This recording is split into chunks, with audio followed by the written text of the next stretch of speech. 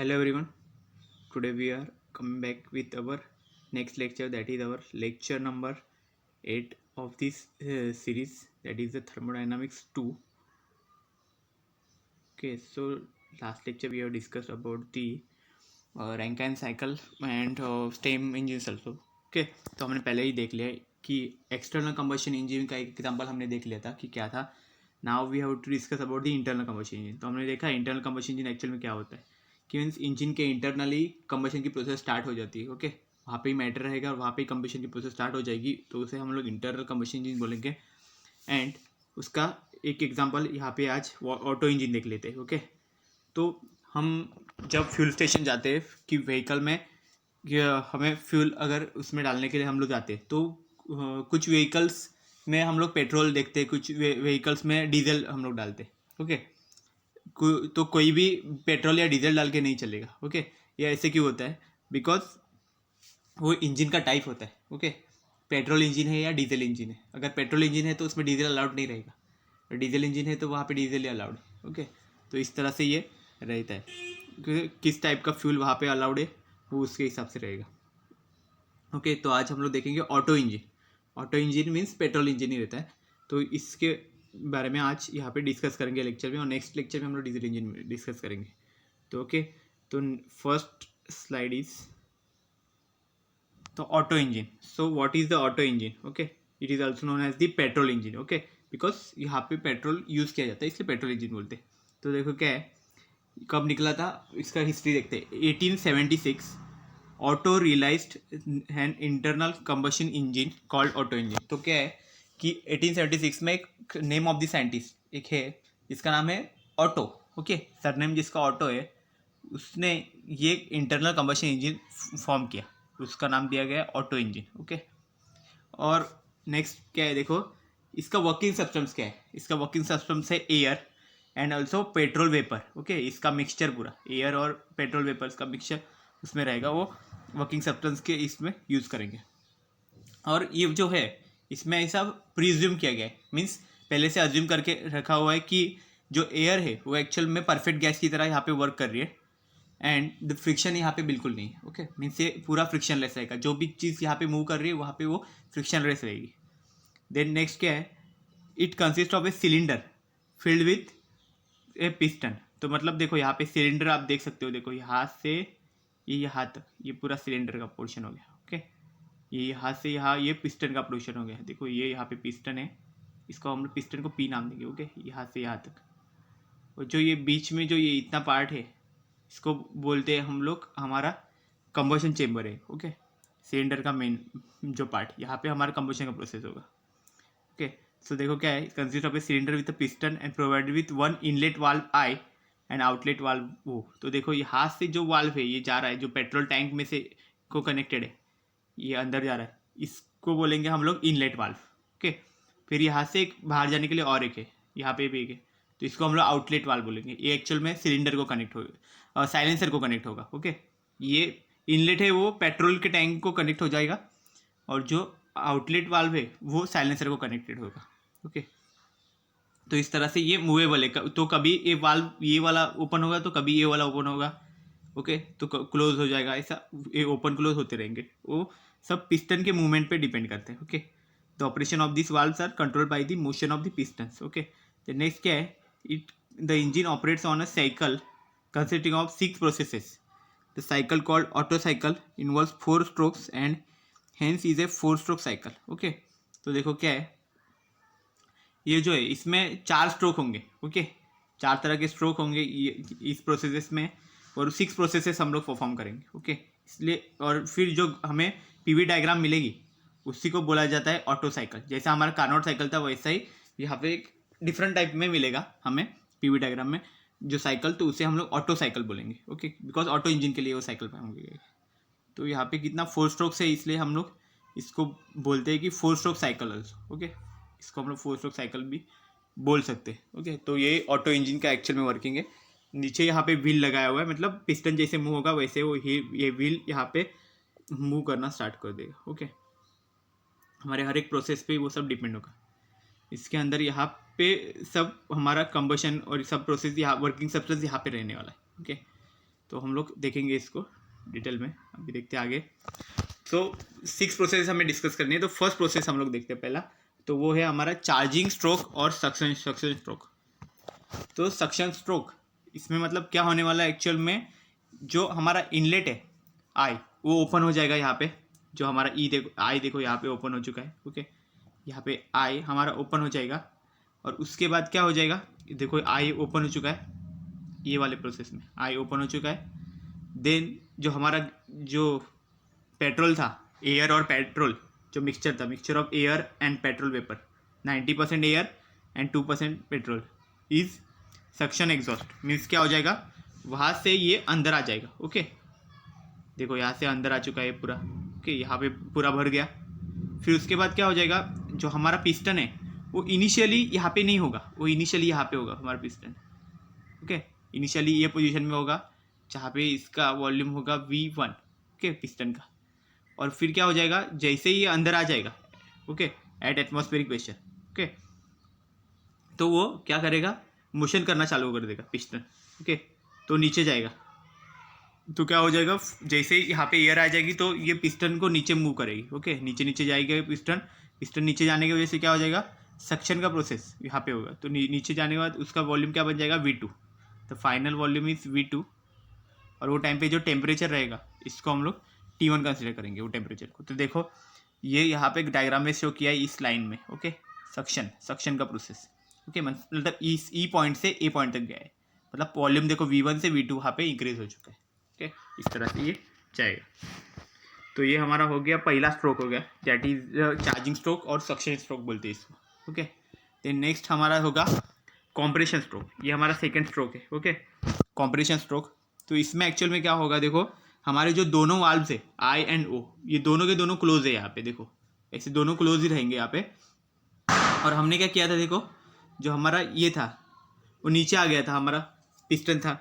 लेकिन हम लोग क्या करेंगे, the mixture is compressed adiabatically by moving the piston up. अभी क्या होगा, हमारा जो पिस्टन है उसको हम लोग ऊपर मूव करेंगे। ओके, एडियाबेटिकली उसको मूव करेंगे, मतलब उसके अंदर से कोई भी हीट या एनर्जी उससे बाहर नहीं जाएगी। ओके, इसको हम लोग ऊपर मूव करेंगे पिस्टन को, मतलब हमारे V2 जो था, V2 से उसको V1 तक जाएगा। ओके, V2 से यहाँ V1 जाएगा वो इस तरह से।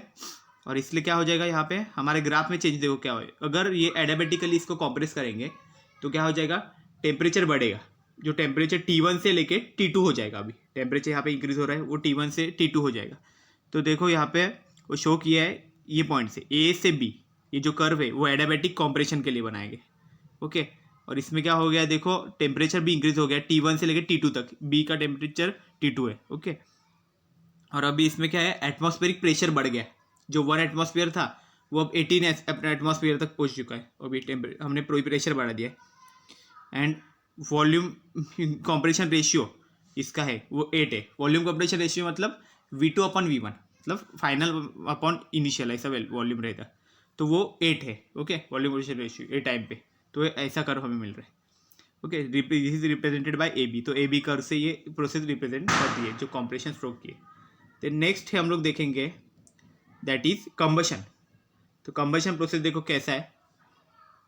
कंबशन प्रोसेस में क्या हो रहा है, BC represent the ignition stage. तो ये स्टेज को रिप्रेजेंट करने के लिए BC का फॉर्म हुआ है। तो BC एक्चुअल में क्या है, ये स्ट्रेट लाइन है। इसमें वॉल्यूम तो कांस्टेंट है, V1 कांस्टेंट है, मतलब हमारा जो ऊपर गया था अभी, जो हमने कॉम्प्रेशन के स्टेज पे हमारा जो पिस्टन ऊपर गया था वो V1 पे वैसे ही रहेगा। वॉल्यूम में हम लोग कुछ चेंज नहीं करेंगे, सिर्फ हम लोग क्या करेंगे, इलेक्ट्रिक स्पार्क करेंगे यहाँ पे। जो हमारा बीच में स्पार्किंग के लिए भी रखा था, इनलेट आउटलेट के साथ बीच में एक स्पार्किंग के लिए था। ये स्पार्क मतलब इग्निशन का प्रोसेस यहाँ पे स्टार्ट करें, तो ये स्पार्किंग करेगा यहाँ पे। तो हमारे पेट्रोल वेपर्स या एयर वेपर्स थे उसमें स्पार्क आ जाएगा। ओके, तो वो कंबशन प्रोसेस वहाँ पे स्टार्ट हो जाएगी। ओके, उस टाइम पे देन क्या हो जाएगा, प्रेशर वहाँ पे बढ़ेगा बहुत। अगर वैसे अगर होने से वजह से क्या होता है, स्पार्किंग की वजह से उसमें प्रेशर ज़्यादा क्रिएट होगा। और प्रेशर बढ़ने से वो कितना हो जाएगा, 18 एटमॉस्फेयर टू 80 एटमॉस्फेयर तक, इतना प्रेशर उधर बढ़ गया। और प्रेशर बढ़ गया है तो इसका मतलब टेम्परेचर भी बढ़ेगा। अब टेम्परेचर भी कितना बढ़ने वाला है, यहाँ पे T2 आएगा। ओके, T2 से लेके T3 तक। ओके, टेम्परेचर यहाँ पे बढ़ेगा। तो देखो टेम्परेचर यहाँ पे इंक्रीज हो चुका है, मतलब B से लेके C तक टेम्परेचर वहाँ पे वापस इंक्रीज है। C में टेम्परेचर T3 हो जाएगा। And eight constant volume V1, देखो यहाँ पे वॉल्यूम कांस्टेंट है ये पॉइंट पे। मतलब बी और सी का वॉल्यूम कांस्टेंट है वहाँ पे। तो ओके, तो ये मिल गया हमें कंबशन का प्रोसेस, यहाँ पे हमारा कंबशन हो गया। अभी नेक्स्ट और एक देखते हैं, दैट इज अबाउट हमारा लास्ट जो है वहाँ पे देखो इसमें भी एक स्ट्रोक रहेगा। तो ये देखो क्या है हमारा थर्ड जो स्ट्रोक आएगा वो था वर्किंग स्ट्रोक। तो ये स्ट्रोक में क्या रहेंगे हमारा, the gas expands adiabatically so the that the piston moves down. तो अभी क्या होगा ये प्रोसेस में देखो ये ऐसा ही है यहाँ पे पूरा, ओके यहाँ से कनेक्टेड है ये।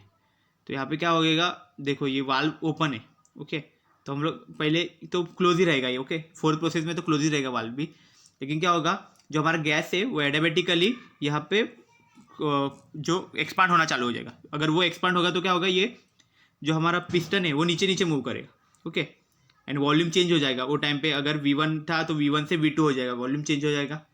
और टेम्परेचर अभी क्या हो जाएगा, टेम्परेचर यहाँ पे डिक्रीज होना चालू हो जाएगा क्योंकि वॉल्यूम बढ़ रहा है।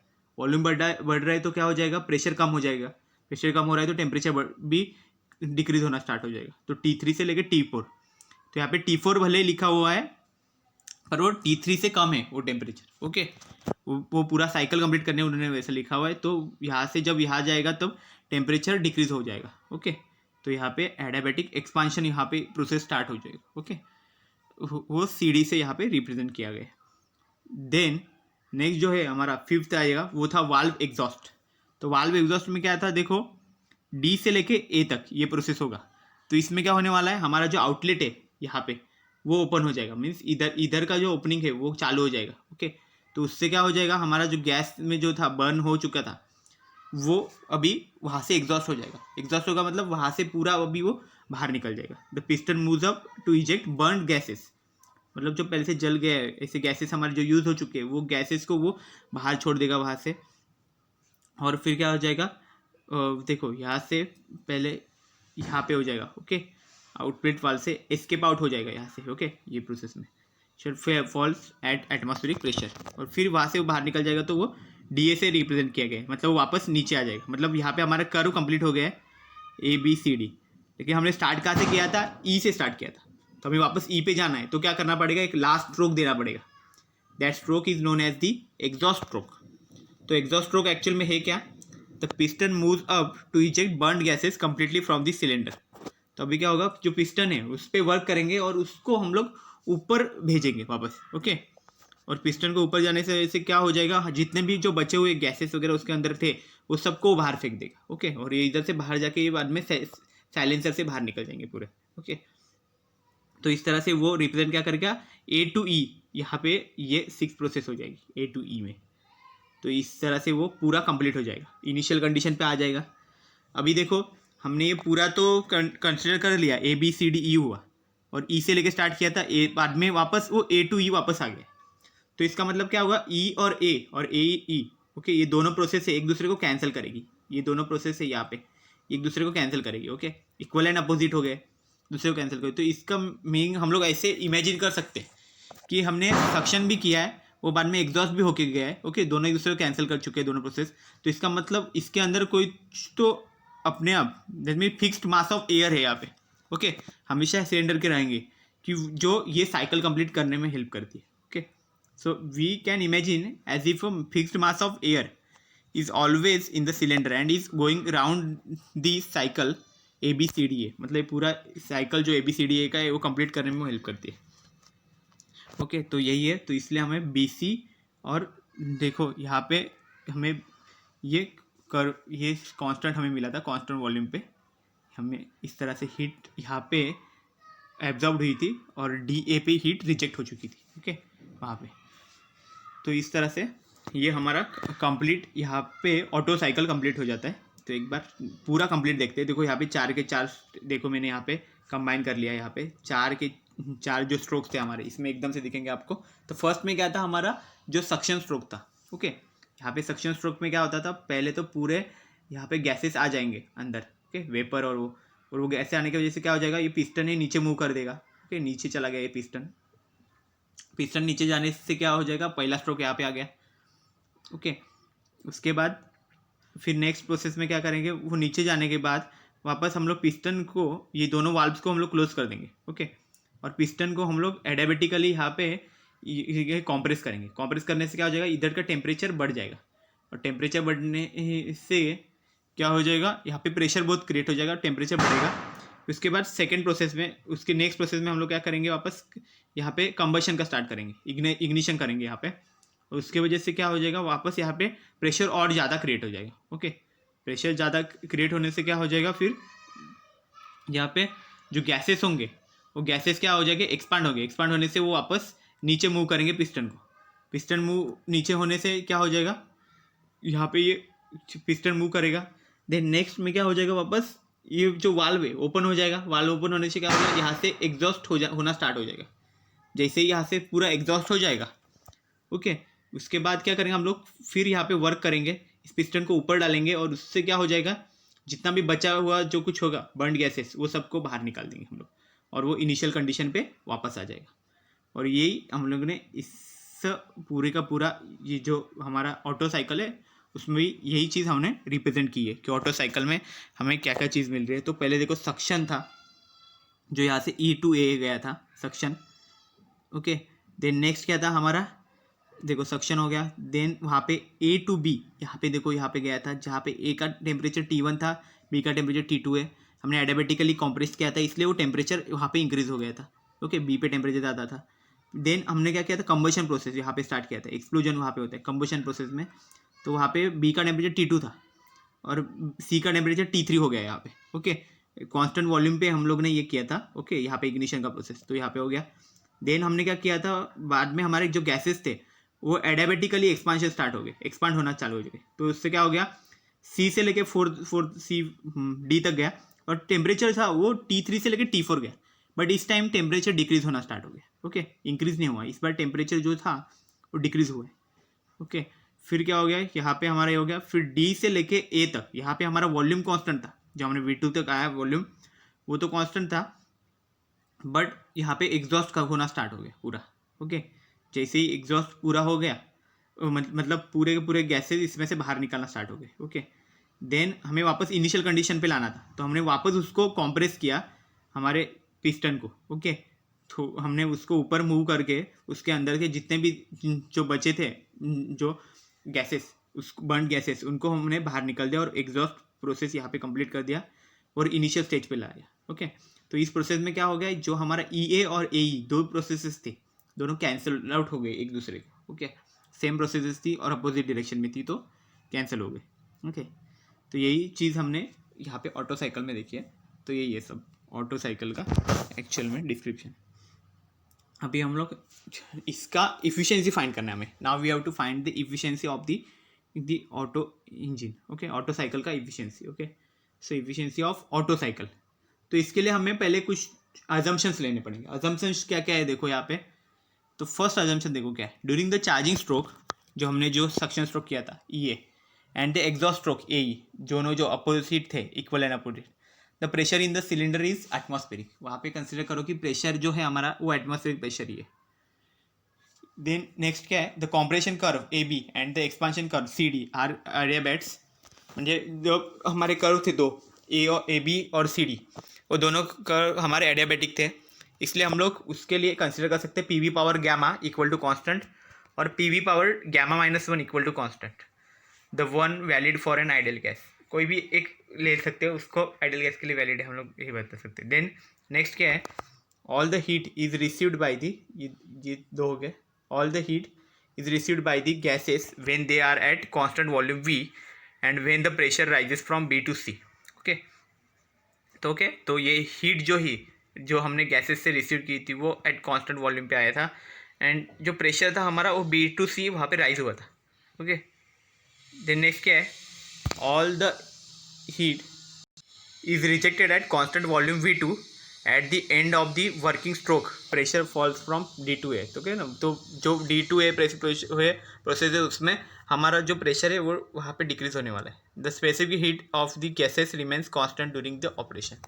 तो स्पेसिफिक हीट जो हमारी होगी गैसेस की वो वहाँ पे कांस्टेंट होगी ईच एंड एवरी ऑपरेशन पे। ओके, तो इस तरह से ये हमारे इफिशिएंसी ऑफ ऑटो साइकिल के लिए हमने ये सब अजम्पशंस रखे हुए।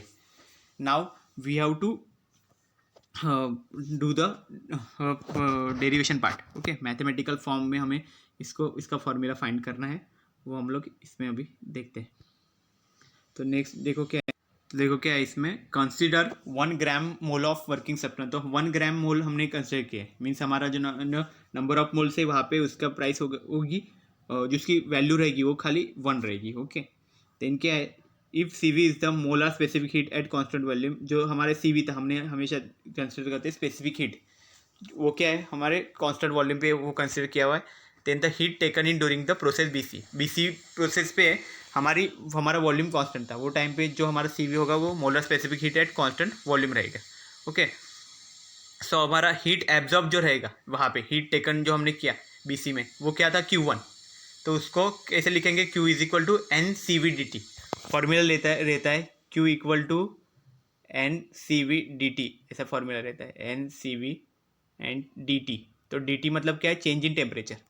तो देखो क्या है यहाँ पे एन क्या है, हमारा नंबर ऑफ मोल्स, जो हमने एक्चुअल में 1 ग्राम मोल कंसिडर कर लिया है। ओके, और सी वी हमारा क्या है, specific heat at constant volume है।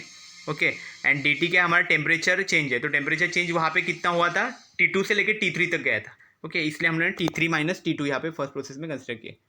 तो नेक्स्ट में हमें वही चीज़ करनी है, बस हीट रिजेक्टेड के लिए करनी है। तो हीट रिजेक्ट कहाँ पे हुई थी, DA में रिजेक्ट हुई थी। ओके, D2A में रिजेक्ट हुई थी हीट, और वो कहाँ से हुई थी, T4 से लेकर T1 तक रिजेक्ट हुई थी हीट। तो हम लोग क्या करेंगे यहाँ पे वापस Q2 equal to 1 into C V, जो हायर टेम्परेचर होगा उससे लोअर टेम्परेचर माइनस करेंगे, तो T4 माइनस T1 करेंगे यहाँ पे। ओके, तो ये दोनों हो गए। अभी क्या करेंगे, हमें खाली डिवाइड करना है इक्वेशन 2 बाई इक्वेशन 1। तो Q2 अपॉन Q1 डिवाइड करेंगे तो बचेगा T4 minus T1, T3 minus T2, ये मिल जाएगा। ओके, फिर हम लोग इफिशियंसी का फॉर्मूला जो हमारा जनरल फॉर्मूला है वो लिखेंगे। तो हमें इफिशियंसी का फॉर्मूला देखो क्या है, eta equal to 1 minus Q2 upon Q1। तो इसमें हम लोग लिख सकते हैं 1 माइनस ये Q2 और अपॉन Q1 का वैल्यू यहाँ पे हम लोग सब्स्टिट्यूट करेंगे, T4 minus T1 upon T3 minus T2। Okay, अभी इसी इक्वेशन के लिए हम और एक वैल्यू फाइंड करेंगे, दैट इज नेक्स्ट में देखते हैं वो। देखो वो क्या है, since A B points are on the same adiabatic we get. तो देखो हमारा जो कर्व था वो इस तरह से था। ओके, तो इसमें देखो ऐसा वो कर्व था, 2 तरह के कर्व्स हमारे आए थे ऐसे टोटल। ओके, तो वहाँ पे तो ए बी यहाँ पे नीचे वाला कर्व था। ओके, तो 2 पॉइंट से ए और बी, तो दोनों का टेम्परेचर देखो क्या है, ए पॉइंट के लिए T1 टेम्परेचर था और वॉल्यूम V2 था, और एडियाबैटिक है इसलिए हम लोग वो फॉर्मूला यूज़ कर सकते थे, TV power gamma minus 1 equal to constant. इसलिए हमने T1 V2 power gamma minus 1 equal to, हमने बी पॉइंट लिया, फिर T2 V1 power gamma minus 1 यहाँ पे कंसिडर किया। ओके, ये हो गया। Then same process for D and C points, because DC curve था जो था हमारा। ओके, CD कर्व हो गया था, तो उसके लिए भी वही प्रोसेस करनी है हमें। तो देखो क्या है, सी के लिए T4 V2 power gamma minus 1 equal to T3 V1 power gamma minus 1, ऐसे 2 हो गए डी एंड सी पॉइंट के लिए। देन अभी क्या हो जाएगा, ये दोनों हमने लिख तो लिए। ओके, अभी हमें क्या करना है, सब्ट्रैक्ट करना है। सब्ट्रैक्ट करेंगे तो क्या हो जाएगा, T4 माइनस T1 हो जाएगा और V2 कॉमन निकल जाएगा। तो यहाँ पे देखो, यहाँ पे ये V2 है। Okay, T4 minus T1 V2 power gamma minus 1 equal to T3 minus T1 V1 power gamma minus 1, ऐसा हो जाएगा। देन इसको हम लोग T4 minus T1 T3 minus T2 इसको एक साइड ले लेते। ओके, तो ये ऐसे बन जाएगा यहाँ तक V1 upon V2 power gamma minus 1। अभी इफिशियंसी का जो फॉर्मूला था हमारा, ईटा इक्वल टू 1 माइनस, तो ये टर्म थी हमारी। देखो ये फॉर्मूले में इक्वेशन नंबर 4 में देखो T4 minus T1 upon T3 minus T2। तो यहाँ पे हमें वो सब्स्टिट्यूट करना है जो अभी हमने फाइंड किया है।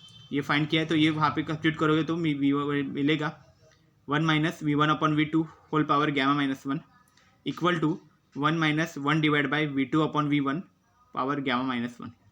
अभी क्या होगा, ये जो V2 माइनस V1 है, V2 अपॉन V1, उसी को हम लोग बोलते हैं adiabatic compression ratio. Okay, V2 upon V1 को एडियाबैटिक कॉम्प्रेशन रेशियो देखो रो से रिप्रेजेंट किया है। ओके, मीन्स क्या है, वॉल्यूम जो फाइनल वॉल्यूम है और डिवाइड बाई इनिशियल वॉल्यूम, उसका जो रेशियो मिलेगा उसको हम लोग एडियाबैटिक कॉम्प्रेशन रेशियो बोलेंगे। ओके, तो ये हम लोग लिखेंगे 1 minus 1 by rho whole power gamma minus 1। Okay, तो ये एक्चुअल में हमारा इफिशियंसी का फॉर्मूला यहाँ पे फाइंड हो गया। ओके, इसको हम लोग लिख सकते हैं efficiency. Okay, efficiency of auto cycle. Then अभी नेक्स्ट देखते हैं हम लोग कुछ इसमें सब्स्टिट्यूशन करेंगे। ओके, तो एक्चुअल में क्या है, in the actual petrol engine rho cannot be made greater than 10। Okay, 10 greater than 10 से वैल्यू हम लोग कभी उसका एक्चुअल में लिखते नहीं है रो की value, because for large values of rho the rise in temperature is very large. Means अगर रो का वैल्यू बहुत ज़्यादा है, मतलब वॉल्यूम बहुत ज़्यादा है ऐसा, ओके, वॉल्यूम कॉपरेशन रेशियो है ना जो बहुत ज़्यादा है अगर, तो वो टाइम पे क्या हो जाएगा, which leads to explosion, okay. Compression जो एडियाबेटिक कॉम्प्रेशन रेशियो था हमारा, वो अगर बहुत ज़्यादा है तो क्या हो जाएगा, उसमें हाँ टेम्परेचर बहुत ज़्यादा होगा, उसके वजह से वो एक्सप्लोजन स्टार्ट होगा before the spark take place, mean sparking करने से पहले ही एक्सप्लोजन स्टार्ट हो जाएगा वहाँ पे, तो ज़्यादा डेंजरस हो जाएगा, इसलिए हम लोग उसकी वैल्यू ज़्यादा नहीं रखते, ओके। तो देखो यहाँ पे अभी हम लोग क्या कहते हैं, लेस देन 10 रहेगा तो क्या होगा, तो 10 के नियर अबाउट हम लोग एक वैल्यू ले लेते हैं जो सेफ रहेगी, that is for rho equal to 9, okay. यहाँ पे देखो अभी फॉर रो इक्वल टू 9 हमने कंसिडर किया और गैमा की वैल्यू हमने 1.4 कंसिडर कर दी है, ओके। तो ये हमें अब क्या मिलेगा, eta equal to 1 - 1/9 whole power 1/4 - 1, okay. तो इसका आंसर हमें मिलेगा 58.47%। तो एक एक्चुअल में आइडियल वैल्यू हमने यहाँ से कैलकुलेशन से मिली है हमें, बट प्रैक्टिकली ऐसा नहीं होता है, okay. The efficiency of actual engine is less than the ideal value due to the presence of turbulence, acceleration and heat conduction. मतलब क्या है, हमें आइडियली तो ये वैल्यू मिल गई थेरोटिकली जो कैलकुलेशन से, but the efficiency of actual engine is less than the ideal value due to the presence of turbulence, acceleration and heat conduction. Means हमारे जो आइडियल वैल्यू है उससे भी कम आएगी हमारी efficiency, because of the turbulence, मतलब disturbance हो सकता है उसके बीच में, फिर एक्सेलेरेशन की वजह से हो सकता है एंड हीट कंडक्शन भी हो सकता है। इस तरह से कुछ ना कुछ ऐसे डिस्टर्बेंस आने से उसकी जो वैल्यू है इफिशियंसी को, वो एक्चुअल वैल्यू से कम होने के चांसेस है, ओके। इससे कम ही आती है वो, ओके। तो I hope you have cleared all this things, okay. So और एक चीज़ बाकी रहेगी कि ये एक्चुअल में वर्क कैसे कर रहा है, ओके। तो मैं यहाँ पे इसे रिप्रेजेंट कर दूंगा। तो इसमें देखो आप देख सकते हो कि ये जो है एनिमेशन, इसमें मिलेगा आपको कि हमारा किस तरह से यहाँ पे स्ट्रोक हो रहा है, ओके। हमारा पिस्टन कैसे मूव हो रहा है, देन हमारे हर एक चीज़ जो हमारा जो देखोगे आप यहाँ पे जो एक एक स्ट्रोक वहाँ पे दिख रहे, पिस्टन्स कभी ऑफ हो रहा है, डाउन हो रहा है, देन हमारा इग्निशन वहाँ पे स्टार्ट हो रहा है, पेट्रोल से वेपर कैसे आ रहे हैं वो यहाँ पे आपको दिख जाएगा, ओके। इस तरह से मूव करता है। और ये सिर्फ पेट्रोल इंजन के लिए नहीं, डीजल इंजन में भी मैकेनिकली ऐसे ही प्रोसेस होता है, ओके। जस्ट उसमें वॉल्यूम और वो चीज़ें थोड़ी चेंज कर दी जाती है, ओके। इसकी वजह से उसमें हमें रिजल्ट थोड़े अलग मिलेंगे, ओके। तो वो नेक्स्ट लेक्चर में हम लोग देखेंगे कि डीजल इंजन एक्चुअल में वर्क कैसे करता है। ये लेक्चर में हम लोग ये पेट्रोल इंजन का ही देखेंगे कि ये कैसे हो रहा है, ऑटो इंजन, ओके। तो आई होप इसमें से आपको क्लियर हो जाएगा कि किस तरह से ये एक्चुअल में मूव कर रहा है, इसमें सब प्रोसेस कैसे हो रही है, वाल्व कैसे यहाँ पे चेंज हो रहे आ रहे हैं, ओके। वाल्व्स का भी बहुत बड़ा इशू है, क्योंकि कैसा रहता है, बहुत बड़ा रोल है उनका भी, क्योंकि इनलेट वाल्व जब ओपन होगा तो इनलेट में से सब वेपर्स अंदर आएंगे, देन आउटलेट वाल्व ओपन होगा तो वहाँ से एग्जॉस्ट का प्रोसेस स्टार्ट हो जाएगा, देन इग्निशन होगा तभी वो गैसेस का प्रेशर और बढ़ेगा, ओके। पिस्टन तो अपने आप में वॉल्यूम और प्रेशर पे कंट्रोल कर ही रहा है, ओके। और पिस्टन की वजह से ये जो वाल्व्स भी चेंज होते रहते हैं बीच में, ओके। तो ये इस तरह से ये पूरा साइकिल वो कंप्लीट कर रहा है, और इस तरह से वो नीचे जो व्हील है वो कम्प्लीटली उससे मूव हो रहा है, जो हमारा जो व्हीकल है इस पर ही वर्क करता है, ओके। व्हीकल्स रहते हैं, वो मशीन्स रहते हैं, वो हम लोग इस पर वर्क कर सकते हैं, ओके। मोस्टली व्हीकल्स जो रहते हैं हमारे सब, जो पेट्रोल पे चलने वाली जो व्हीकल्स है उस सब में हम ऑटो इंजन्स ही यूज़ करते हैं। सो I hope you have cleared all these things about the auto engine and auto cycles, okay। तो अभी नेक्स्ट लेक्चर में हम लोग देखते हैं, okay. So thank you very much for your kind of information. तो ओके, थैंक यू।